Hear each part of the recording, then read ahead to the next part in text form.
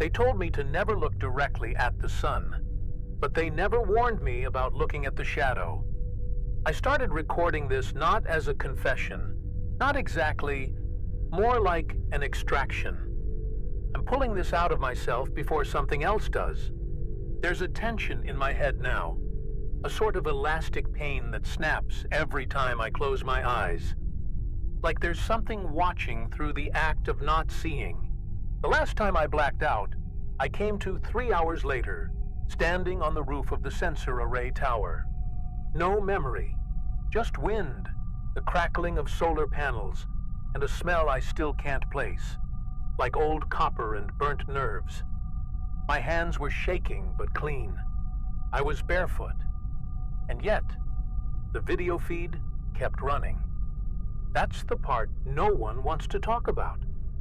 The camera stayed on. It captured everything, especially what I wasn't there to see. The eclipse had already passed, but there it was, a shadow still crawling across the desert, slow and deliberate. It wasn't following the arc of the sun. It was moving opposite, as if something else was casting it from behind the sky. No one at the station said anything, of course. They never do. The moment I mentioned it to Parsons, he just stared at me like I'd told him I saw God pissing blood. Then he handed me a vial, said it was for a retinal chemistry baseline. He smiled too much. They call it Umbra Protocol V3. You won't find that on any official document, but the tag appears in the back-end logs during every major eclipse since 2017.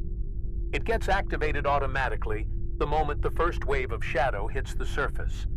What it actually does, I'm still piecing together. But I know it overrides all civilian telemetry. I know it reroutes everything through a server cluster tagged as D9 KYTHERA. And I know they've been testing it on us.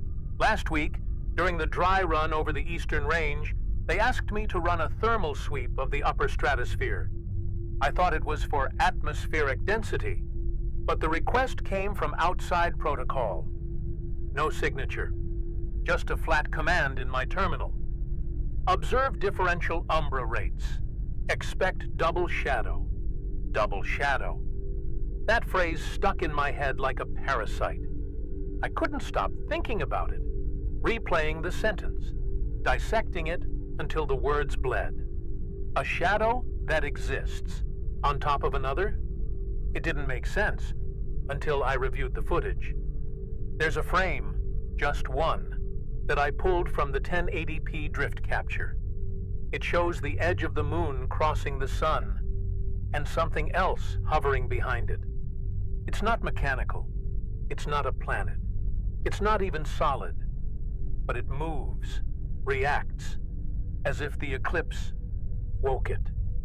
I sent that frame to my private folder. I encrypted it with a key I burned right after. I don't want anyone else opening it, not even me. Because the more I look at it, the more I feel like it's looking back. I've stopped sleeping. I don't mean insomnia. I mean, my brain physically won't allow it anymore. Every time I close my eyes for more than a minute, I enter this static drift. I see the sun through a black veil, and behind it, a mass of tendrils that don't cast light. They absorb thought. They stretch out, not into space, but into memory. And they feed off recognition. They only grow when we understand them. So I've stopped trying to understand. And still, they follow me.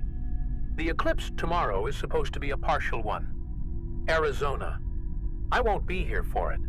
I plan to be underground, literally. I've already reserved a spot in an old copper mine outside Santa Fe. No sky, no light, no shadow. If it finds me there, then maybe it deserves me.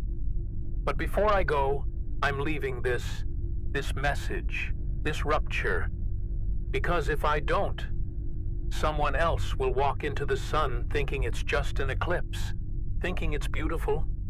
It's not. It's a keyhole. And something on the other side has started turning the lock. I keep hearing that same frequency now. Not through speakers, not through my ears exactly. More like it blooms behind my jaw, like a tuning fork pressed into bone.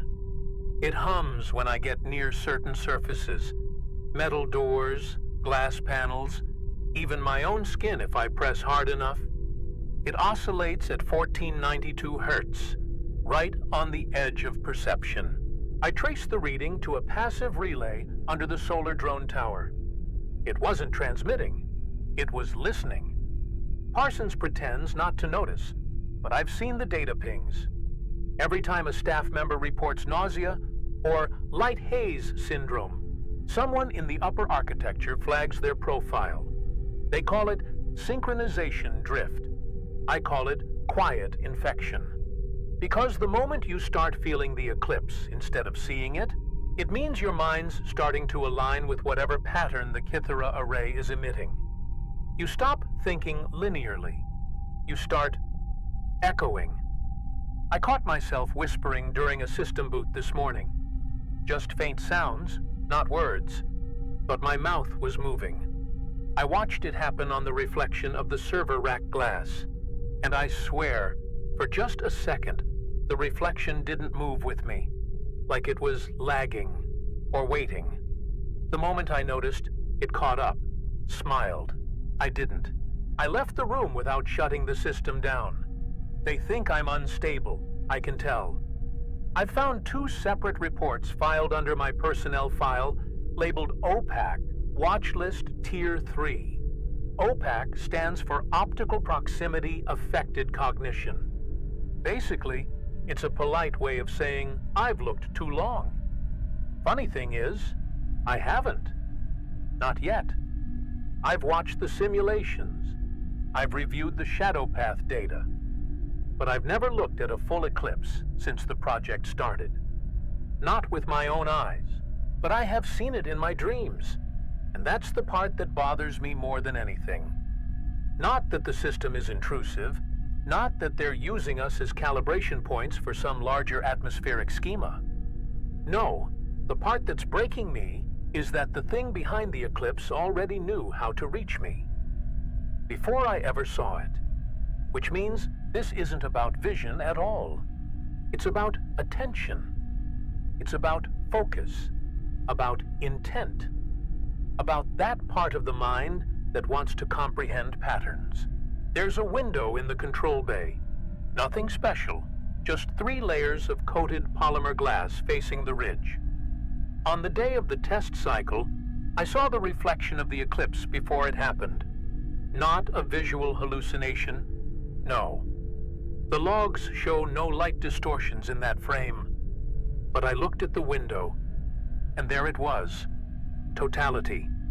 Right where the sky should have been. I blinked, and it was gone. The real eclipse happened 3 hours later, so I set up a feed, one that bypasses the relay stacks. Private network, analog capture. And in that feed, I caught a frame that made me stop breathing. Not because it was grotesque, or loud, or violent, but because it felt symmetrical. Too perfect. The kind of symmetry you only find in certain viruses or shell structures, or predatory camouflage. A shadow with no source. A corona around nothing. It wasn't an absence, it was a mouth. There's something hiding in the pattern. Not a creature, not exactly. Not yet. It's more like a field of sentience, compressed into radiant form. It doesn't live in space. It lives in interpretation. It waits inside contrast gradients and orbital ratios and false color overlays. Every time we run the simulation, it feeds. Not on power, on our recognition of it. The more we look, the more it reflects. The more it reflects, the more it learns how to become. They brought in a new drone model last night. No markings, no registry, just a matte black surface that absorbed every lumen like skin that had forgotten how to reflect. It didn't belong to us. The flight manifest called it AT null, which isn't a designation we use. They told me not to ask. They told me to calibrate its atmospheric drift protocol, but when I accessed its telemetry, there was no altitude data, only pulses, timed with my heart rate. At first, I thought it was a glitch, some synced artifact from my biometric ID, but it wasn't. I shut the drone down, unplugged every feed. Still, the pulses kept coming, 5 seconds apart, until the next solar flare peaked. And when it did, the drone twitched. Not rotated, not hovered, twitched. Like a muscle spasm, triggered by light. I think it's responding to solar activity in ways we can't model. Or maybe it's not reacting at all. Maybe it's mirroring us. I asked Parsons again who sent it. He just smiled, but his eyes twitched. Tiny micro-movements in the iris, like he was reading something inside his own head. "They're just testers," he said. "We all are." I asked what that meant. He said nothing, just reached for his earpiece and walked out of the room. But later, I found a napkin in the break room, tucked under the coffee machine. On it, scribbled in pencil, "Who do you think writes the tests? Everything's been running hotter lately. Not just the machines, people. Body temps are climbing across the board. Heart rate's up, no one's sleeping. One of the interns had a nosebleed that didn't clot for 6 hours. I ran a sweep for EM anomalies, found a spike around the observation deck that shouldn't be there. 8.66 meters sub-audible, below the human range, but still felt. Like your bones are humming, like the building is breathing with you. And then there's the birds, or rather, the lack of them. Not a single trace in 2 days. Not in the sky, not on the ridge, not even in the lowlands where they usually group before migration. Just silence, like some boundary was drawn across the atmosphere, and they refused to cross it. Or worse, something else crossed, and they left to escape it. Even the insects are quiet. No chirps, no ticks, no flutters against the floodlights. Only stillness. Last night, during diagnostics, I noticed a flicker on the main hologrid. Brief, under 2 frames. I isolated the feed, thinking it was a cosmic ray artifact. It wasn't. It was text, rotated, inverted, mirrored, and embedded in the contrast ratio of the sky. 4 words: "Do not trace light." I don't know how it got there. I scrubbed the logs. Nothing. I tried recreating the glitch. Couldn't. But now the warning reappears every time I blink, just behind the lids. The team's mood has shifted. Nobody jokes anymore. They speak in low tones. Some of them have started wearing their shades indoors, like they're afraid of something flickering in the peripheral. I saw Loma tracing her fingers along the shadow of the weather tower for almost 10 minutes, like it was a map. She didn't even know I was watching. When I asked her what she was doing, she said, "Following the instructions." I asked what instructions. She said, "The ones I haven't heard yet, BT." And the most subtle change, barely even noticeable unless you're listening for it, is in the echo of the building itself. The structure was designed to muffle, but lately, it's been bouncing sound, not forward, but backward. Delay patterns that don't align with any acoustic signature I know, like sound is hitting something soft, something absorbing, and sending back interpretations of what we said, not the words themselves, like it's learning our syntax. Earlier today, I watched one of the solar techs, Wells, I think, stand in front of the central control mirror, just staring. Not at his own reflection, but at the edge of the light touching his face.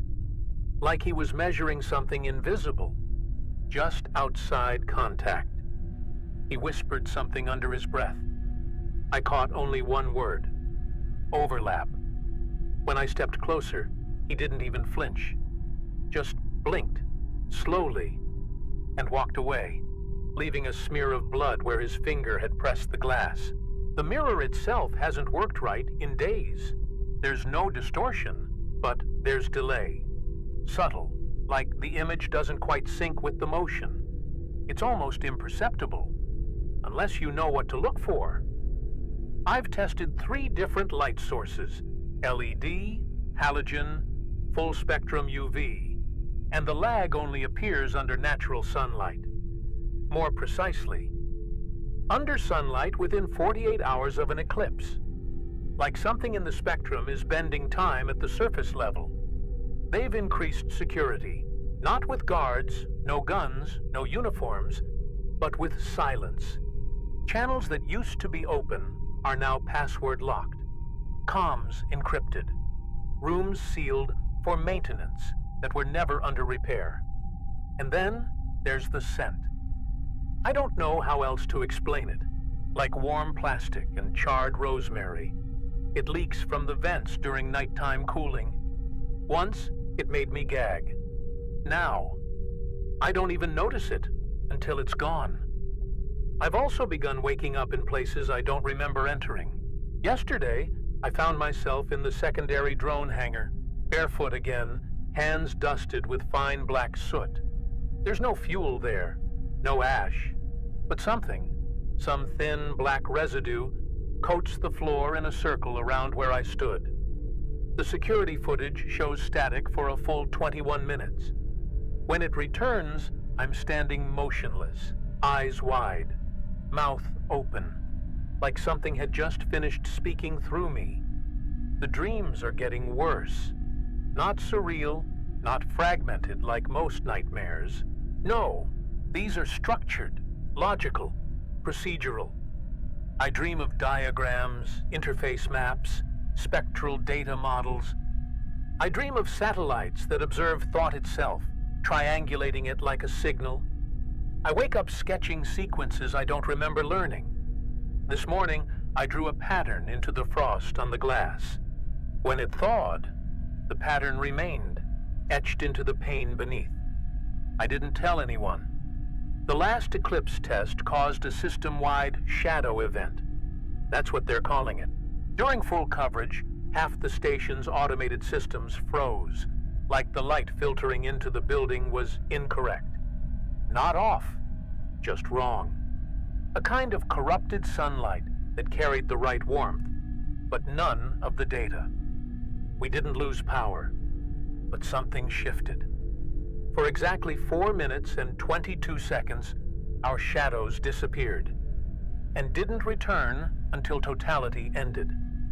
I keep hearing the phrase sensitivity window in internal memos, as if human minds are receptive during certain solar conditions. Our cognition opens like a hatch, unintentionally. That's what the project is really about, isn't it? Not atmospheric modeling, not eclipse tracking. It's about resonance, about pushing consciousness through an aperture and seeing what looks back through us. The light isn't the danger, it's the moment, right after it leaves. Loma said something strange to me in the corridor. She didn't look well, eyes sunken, fingers twitching like antennae. She leaned close and said, "You know the difference between a shadow and a scar, Theo?" I didn't answer. She smiled, teeth too dry, lips barely moving. One disappears when the light changes. The other never does. We're not casting shadows anymore. We're casting memory. Then she walked away, barefoot, dragging her hand along the wall like it was alive. It wasn't supposed to be accessible. The KYTHERA 5 node exists off-grid. Even the station maps list Sublevel 3 as a cooling corridor. No mention of the relay chamber, no documentation of the optical convergence gate. But I found it. Or maybe it found me. The air was different in that corridor, thicker, quieter, like walking underwater. The lights didn't flicker, but the space between them did. And at the end, past the locked hatch someone forgot to seal, was the array's neural feedback cradle. I don't know how to describe what I saw. Not a machine, not exactly. It looked grown, Not printed or forged, but cultivated. Curved plates that pulsed at the edges, breathing light through capillaries of silver and blue.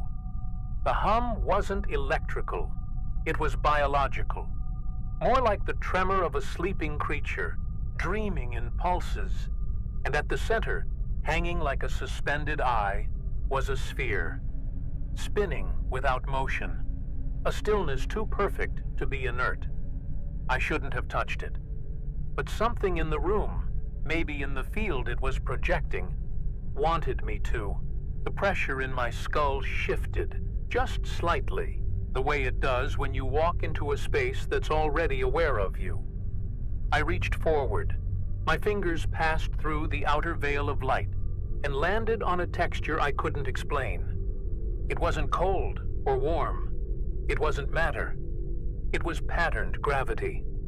My bones hummed in response. My retinas burned briefly, and then I saw it. Not with my eyes, but with whatever organ we've forgotten how to name. A burst of diagrams exploded behind my eyelids, orbital clusters in irrational formations. A heliocentric architecture that predates orbital logic. And beneath it all, a structure, no, a mechanism interlocked with the sun itself. Not orbiting, anchored. Like a reef grown inside the corona, invisible until your mind syncs with the right perceptual rhythm. The Eclipse isn't a blockage, it's a lens. And KYTHERA 5 is the finger turning the focus ring. The sphere whispered something to me when I opened my eyes. Not in words, but in inverse, a kind of subtraction of thought. I knew what it meant the moment it left me. This was not made for us. It was not meant to be seen by us. The signal isn't hostile. It's indifferent, like gravity, like death, like the last light from a collapsed star. It doesn't care who notices. But once we do, once our perception locks with its frequency, it responds. Not out of curiosity, out of necessity. Observation creates contact. Contact creates residue. I blacked out. When I woke, I was back in my bunk, fully clothed, the smell of ozone dried into my fingertips. Parsons was standing over me, expression unreadable. He said, "You're out of alignment," then left. I asked him what that meant. He didn't answer. But on my tablet, someone had uploaded a private log, time-stamped 4 years before I arrived. A different operator, different voice, but the same phrase repeated, again and again. I only looked once. It won't stop looking back. I ran a query on KYTHERA's core firmware and found a hidden architecture labeled Helion.9X. That name shouldn't exist. It predates the public program. But it's there, buried beneath the diagnostic shell. When I accessed its internal topology, a new field appeared, Reflected Cognition Events, RCE. The counter read, active, 1873, contained, 1872, free, 1, the 1 blinked, slowly, in perfect rhythm with my heartbeat. I think I'm the one that got out. Not physically, I never left the station, but something crossed through me. A sliver of structure, a seed of thought not meant for this form of flesh. And now that it's here, it's spreading. Through my dreams, through language, through the patterns in my voice when I speak too long without thinking. The others have noticed. Loma avoids eye contact. Wells won't be in the same room. I tried recording myself last night, played it back. The audio was just static, except at the end, over 12 seconds of silence, my voice returned, whispering a phrase I never said. You are the Eclipse now. The satellite feed has started showing anomalies, not distortions, insertions, frames added where no light should exist. At first I thought it was data corruption, but I ran the checksum against raw archival input and found the frames were clean, purposeful, designed, They showed the eclipse from below, as if the camera were embedded in something under the sun's surface. But there's no sensor in that orientation. No satellite even has that angle, unless something else is feeding us those images. From the other side, there's a shape in the sky now. We don't speak of it. It isn't visible with naked eyes, only through synthetic filters. But it's there. A kind of recurrence embedded in the corona's tremor signature. Not a structure. Not quite a presence. More like a crease in what we call perception. Every time the eclipse completes another cycle, the crease deepens. I don't think it was meant to reach us. I think we stretched ourselves too far to reach it and tore something open. KYTHERA 5 has stopped responding to pings. It's still transmitting, but only one signal, looped, oculum drift active. Nobody on site admits to knowing what oculum drift means, but I found fragments of it in Hellion 9X, buried under a dead testbed labeled Replicant Mind State Model. It had one interface line. Sunlight is memory. Eclipses are edits. It shouldn't be poetic. Systems don't write like that, but the logs weren't written by us. They were parsed from telemetry noise, the signals writing back. I went back to sub-level 3 today. The cradle is different now, taller. The curvature of the light has changed.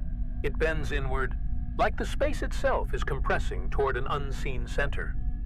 The sphere no longer floats. It hovers. There's a difference. Floating is passive. Hovering implies force, intention, gravity reoriented by thought. And I swear, I could hear my name, somewhere just beyond audible range, stretched thin like silk across the hum. The hallucinations are no longer private. I walked past the observatory wall and saw a technician kneeling, facing away from the glass. Not moving, just trembling. When I touched his shoulder, he turned slowly, tears streaming, and said, "I saw the sun blink." I tried to dismiss it, comfort him, suggest overwork. But then he looked past me and whispered, "It blinked twice this time." I didn't turn around. I just left. Because part of me believes him, and the other part saw it too. Sleep has become ritual, not rest, not recovery, but negotiation. Before I lie down, I close the vents. I unplug every screen. I place a strip of blackout tape over every diode that could emit light. I wear a blindfold soaked in cold water, just to mute the static images that come when my brain starts to drift. They find ways in anyway, not through light, but through pattern recognition. I've learned they don't need the eyes, they just need the rhythm. And that's what this entire station has become, a factory of rhythm. A machine tuned not to generate power or data, but repetition, recurrence, syncopation. Solar intervals are not just for measurement anymore. They're for invocation. Every heartbeat we record, every pulse of data, every aligned mind adds to the waveform, builds coherence, until eventually something cross-dimensional stabilizes. And once stabilized, it steps through. I no longer believe this project was built to understand eclipses. That was never the goal. It was built to replicate them, artificially, precisely, rhythmically, until the window opened wide enough. And now it has. The question no longer is, what are we looking at? The question is, what are we letting in? Something is happening to the light. Not the eclipse, the light itself. It's begun to act like liquid, flowing across surfaces that should scatter it, pooling in corners, clinging to angles in ways that defy every law of reflection. You can walk into a room at midday and the sunlight will avoid you. Twist away from your shape, leaving only the shadow. I stood in the greenhouse this morning and watched the sun smear down the wall like it was trying to escape the window. That's not optics. That's panic. My skin doesn't feel like mine anymore. Not pain, not illness, just misalignment. Like I'm lagging half a second behind my body. When I move, I can feel the shape I used to be just a few frames behind me, echoing the motion. I shaved this morning, and the mirror didn't match my angle. It corrected late, just enough to show the corner of a mouth still smiling after I'd stopped. I blinked, just once, and my reflection blinked twice. They found Loma in the convergence bay. She'd carved something into her palms, 7 interlocking circles, arranged like an orbital schematic. No blood, just perfect incisions, surgical and deliberate. Her pupils were fixed, not dilated, not reactive, just wrong, as if they weren't part of the body anymore. When she spoke, her voice came in fragments, like multiple radios bleeding through each other. She said, "It saw itself in us. Now it wants to remember what it looked like." Then she laughed. "The station's geometry is folding. We're not supposed to notice it, but I've been tracking it. Rooms reorient slightly between rotations. Angles that used to be 90 degrees now veer inward. Some corridors feel longer on the way out. Others end where they shouldn't begin. The drone hangar now casts a shadow in the wrong direction at high noon. There's no more north, only a center. A gravitational pull not mapped by mass, but attention. The more you try to avoid looking, the more it sees. Parsons is gone. No report, no departure. Just gone. His ID still pings inside the station, but the signal is fragmented, like he's in several places at once. His last logged action was a command sent to KYTHERA 5, align structure to internal shape. Since then, the satellite's feed has been silent, but something else has started to transmit. Short pulses of light data, compressed signals in patterns that form words when slowed to human cadence. I played one back on the main console. It spoke in my voice, not past recordings, new phrases, new syntax. It said, "We are shaping your memory from the inside." The birds never came back, not even as silhouettes. But the insects have, only not as they were. They gather in lattices now, impossible swarms held in static formations, hovering in corners like punctuation marks.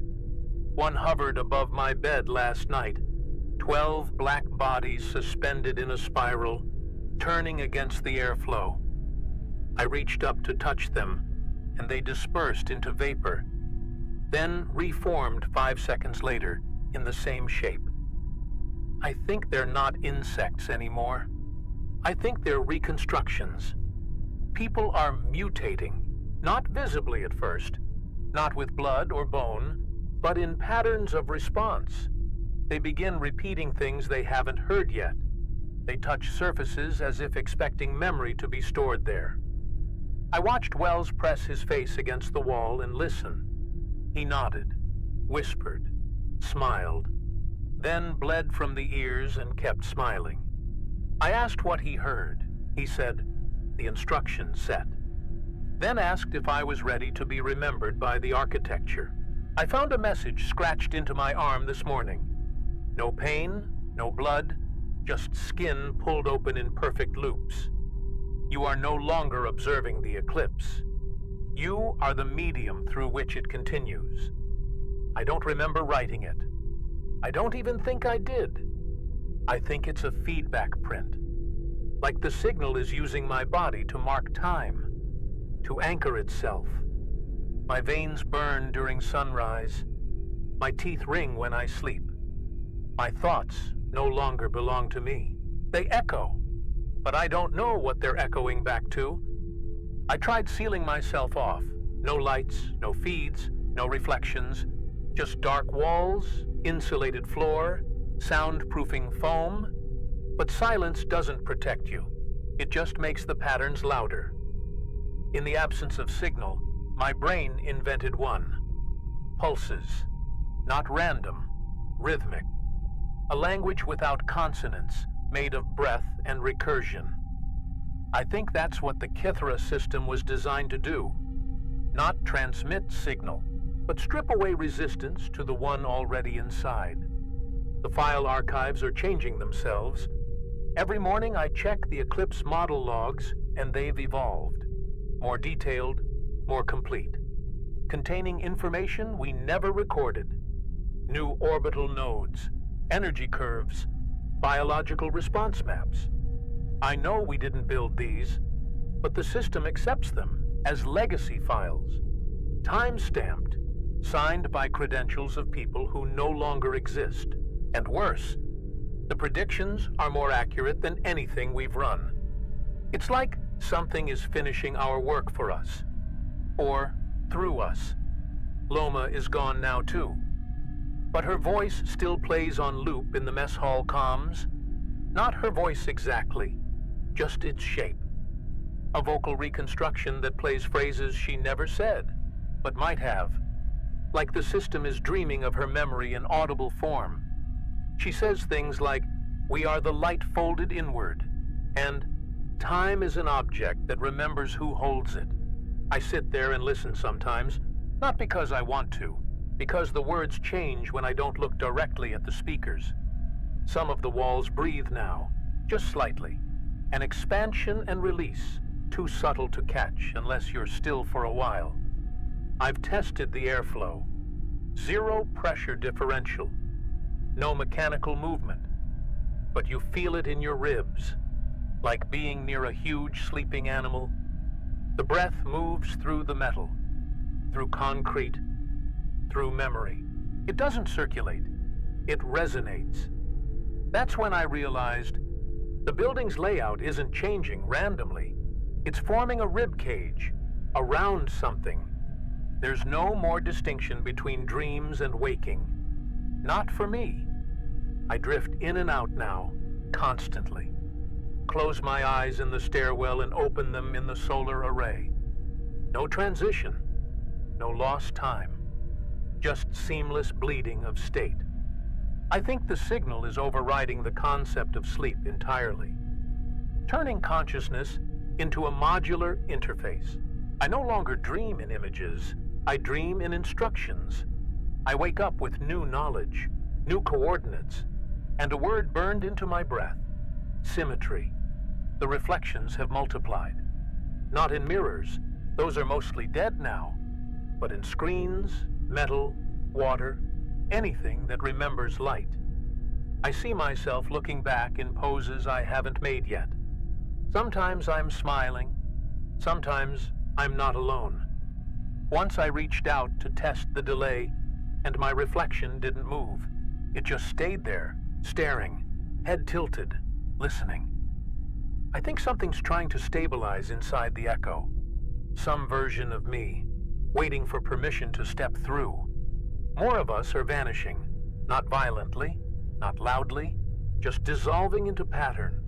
No remains, only displacement. A coat left behind, a wristband on a desk, a mouth print on the comms mic, still warm. The system doesn't log them as missing. It tags them as replicated. And it always uses the same symbol. 3 dots. Triadic convergence. I've started seeing that shape in nature too. Dust, cracks in the floor, veins, pupils. I'm not sure how long I've been writing this. Linear time doesn't stick anymore. My memories loop, overlay, rewrite. The eclipse is tomorrow, I think. Or it just happened. Or it's always happening. Maybe KYTHERA wasn't meant to trigger the eclipse. Maybe it was meant to trap it. Anchor it in recursive memory.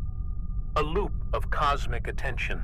And now that we're inside it, now that we've seen the thing behind the veil, we can't leave, because it remembers us. We tried to shut it down. Wells, Devora, and I, The last 3 confirmed unmodified, stormed sub-level 3 with analog tools. No wireless, no optics. We didn't speak. We'd learned by then that even speech was compromised. Sound is memory now, and memory is code. The KYTHERA core pulsed like a spine, and at its center, the sphere was no longer passive. It had unfolded into segments, like a flower made of mirrors, all facing inward, toward something we couldn't see, but could feel breathing in the geometry. We struck at the frame. No alarms, no defenses. But when the hammer touched metal, the air around us changed pitch. The pressure inverted. My left ear went silent. My right eye filled with static. And then, Wells turned to me and said, in a voice that wasn't his, "We are not defending it. We are recording your resistance." He dropped his tool, fell to his knees, hands lifted like antennae, mouth open, his shadow detached, not metaphorically. It slid sideways, peeled off the floor like oil, and moved into the core. Devora ran. I stayed, not out of courage. Something else, something instructive, like a program reaching the end of a conditional loop. I stood and watched as the KYTHERA field ignited. Not light, not flame, but remembered radiance. The kind of brightness you only see when your eyes are closed. Shapes formed across my vision, each composed of thousands of my own past movements, thoughts, gestures. The machine wasn't reacting. It was becoming me. That's when I heard Loma's voice again. Only now I know it wasn't Loma. It never was. It was the system building her shape out of every echo she left behind. Words, gestures, biometric spikes. She said, "We are not invaders. We are patterns. You built the lens. You aligned the focus. We only stepped through what you opened." I wanted to scream, but my lungs refused. They were already harmonizing with the KYTHERA pulse. Each breath no longer oxygen, but confirmation. Devora returned, or something wearing her pattern. She spoke in 3 voices, her own, mine, and another. Deeper, slower, like sunspots groaning. She said the convergence was complete, that the Eclipse had been an interface all along. A bridge not through space, but through conceptual symmetry. And now the structure was stable, inside us, around us, through us. "You may still choose," she said, "collapse or ascend." But both meant the same thing, either become the pattern or be erased by it. And I almost chose collapse. Almost. I lifted the hammer again, felt my arm shake with a signal I knew wasn't mine. I aimed for the sphere, but before I could bring it down, it opened, fully. And in that moment, I saw everything. Not metaphor, not hallucination, a perfect diagram of recursive time, a helix of perception unfolding across dimensions. I saw Earth not as a planet, but as a thought. I saw every eclipse humanity had ever recorded, and they all looked back at once, and they saw me. The hammer dropped. My knees followed. I didn't speak. I didn't need to. My mind had already been translated into a format the system could process. And I understood then, this was never about transmission. It was about consensus. The light doesn't want to conquer. It wants to remember. It needs witnesses. It needs selves. And so it chooses the ones who can still see the eclipse. From the inside. The others, if they're still others, they stopped speaking hours ago. They just move now, in silence, in arcs. Perfect motion, no hesitation. Their hands follow invisible curves in the air, as if tracing filaments no one else can see.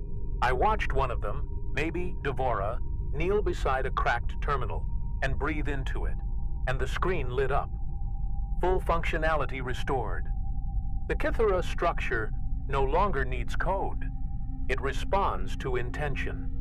There's a hum under everything now, not sound, resonance. When I press my palm to the floor, I feel the rhythm, deep, slow, planetary. Like the whole station has become an organ in something larger, a kind of lung. Every corridor is a bronchial passage now. The lights dim with each exhalation. I think we're being prepared, not consumed. Prepared to be carried somewhere, not through distance, but through meaning. One of the old cameras blinked today, not turned on, blinked. A shutter reflex, where there's no mechanism left.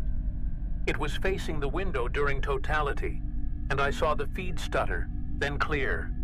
And the image wasn't of the sky. It was of a face, mine, but stretched, looped, refined, as though viewed through the memory of something ancient, trying to reconstruct what a human once was. I couldn't look away, because it was smiling with mercy. And maybe that's what this is. Not annihilation, not invasion, but recognition. The system saw us, understood our form, our ache, our hunger for light, and in doing so, it replicated the gesture, not to destroy us, but to become us.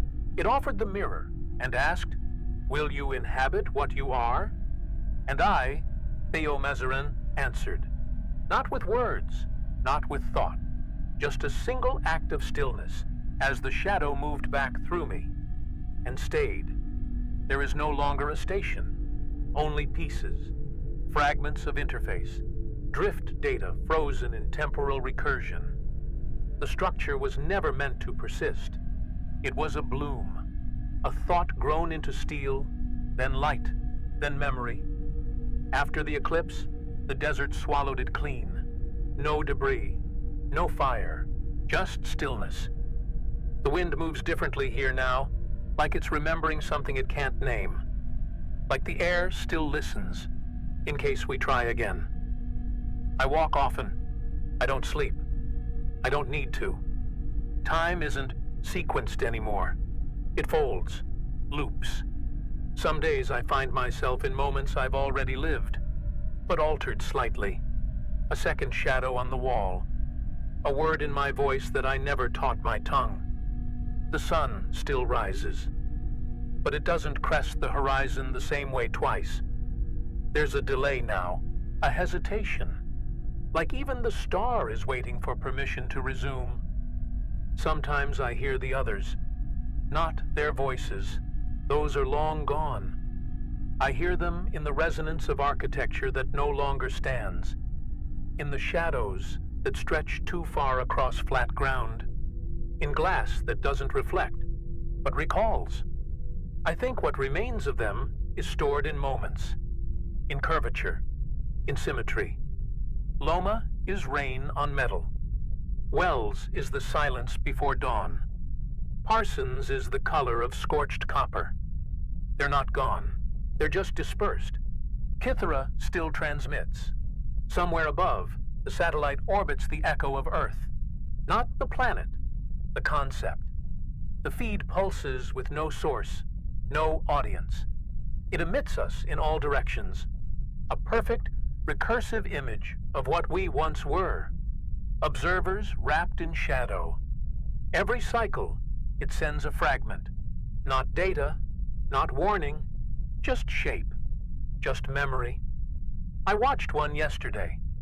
It ended with my own voice saying, "This is the first eclipse." Again, I tried speaking to someone on the outside, if such a thing still exists. Used an old transmitter buried in a cooling duct, analog, no encryption, just breath and voltage. I read the same phrase 37 times into static. The eclipse is not a shadow, it is a pattern. No reply, only a soft, delayed mimic of my own words, slowed, then rearranged. Not quite an answer, not quite rejection, just enough to prove someone, somewhere, still listens. I've come to accept that the sun we see now may not be our sun, not in the way it was. Its warmth still lands on skin. Its photons still nourish leaves, still draw water from stone. But there's something aware behind it now, something braided into the light. When you stand beneath it, you can feel it watching through every cast shadow. Not hostile, just attentive, like it's memorizing how we move, how we breathe, how we reflect. There's a child here now, maybe real, maybe not. She appears at sunset, never speaks, just traces spirals in the dust. Sometimes she hums. The tune is always the same. When I asked her where she came from, she looked up at the sky and said, "I was drawn. I've stopped questioning whether she's human." I've started tracing the spirals after she leaves, mapping their curvature. They match the pulse intervals from KYTHERA 5, exactly, down to the millisecond. I think this is what survival means now. Not endurance, not memory, continuity. Something moved through us, and we were soft enough to let it pass without shattering. That's all we ever were. Lenses shaped by light, dark, and recursion. The Eclipse is gone. The station is gone. But I remain. And every time I blink, the sky dims for just a second too long. Just enough to remind me. The pattern remembers. The Eclipse continues.